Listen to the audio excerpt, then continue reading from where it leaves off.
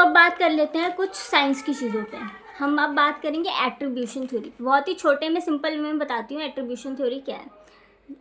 जिन चीज़ों को तुम अपने माइंड में एट्रीब्यूट करते हो, जिन चीज़ों को एट्रीब्यूट करते हो as a source of growth, as a source of superior performance, वो बहुत भयंकर लेवल पे साइकोलॉजिकली डिसाइड करती हैं कि तुम कितना लाइफ में अपने फाड़ोगे या फिर बैठे रह जाओगे कि मेरे से नहीं हुआ, हाँ हाँ हाँ वगैरह वगैरह। ठीक है, तो ये चीज़ें बहुत इफ़ेक्ट करती हैं।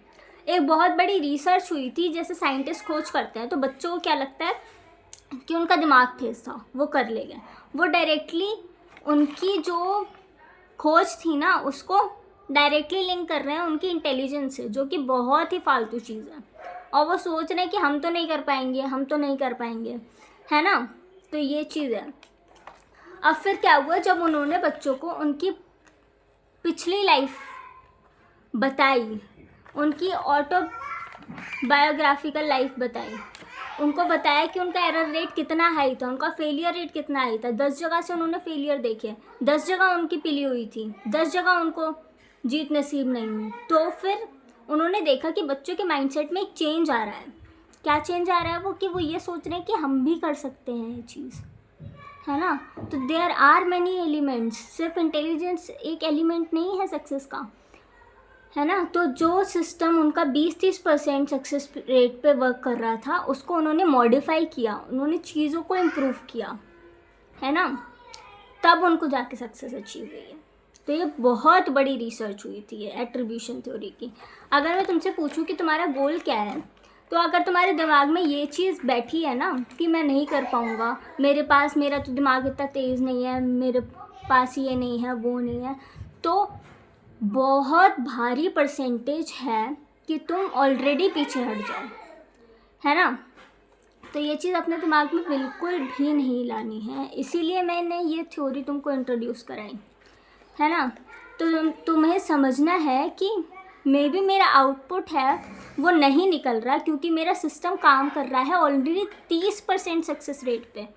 दूसरी चीज़ तुमको समझनी है कि तुमको अपने सिस्टम को मॉडिफाई करना है, अपग्रेड करना है।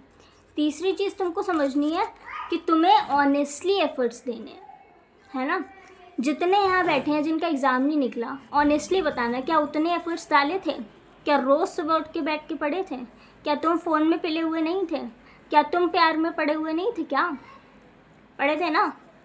तो बस वही चीज़ है, ऑनेस्टी लाओ अपने काम में। जब तुम खुद जानते हो कि तुमने 100% एफर्ट्स नहीं दिए तो भाई मेरे, तुम्हें वो गोल अचीव नहीं हुआ है, एग्ज़ाम क्लियर नहीं हुआ है तुम्हारा। उस चीज़ को समझना है, ठीक है। और इन 3 चीज़ों को प्रायोरिटी बनानी है। कौन कौन सी? नहीं, 3 चीज़ें। पहले तो अपने सिस्टम का वर्क रेट, सक्सेस रेट को देखना है कि कितने सक्सेस रेट पे काम कर रहा है, वो कितनी प्रोडक्टिविटी निकाल रहा है। दूसरी चीज़ उस सिस्टम को मॉडिफाई करना है। तीसरी चीज़ अपने 100% एफर्ट्स डालना है, करेक्ट। तो यही है, यही चीज़ को तुमको करना है। I have to put more efforts, ऐसा बोलना है खुद को, है ना। और जब भी तुम फेलियर्स पे पिलोगे वापस इस एट्रीब्यूशन थ्योरी पे आना, ठीक है। So that's it for this video.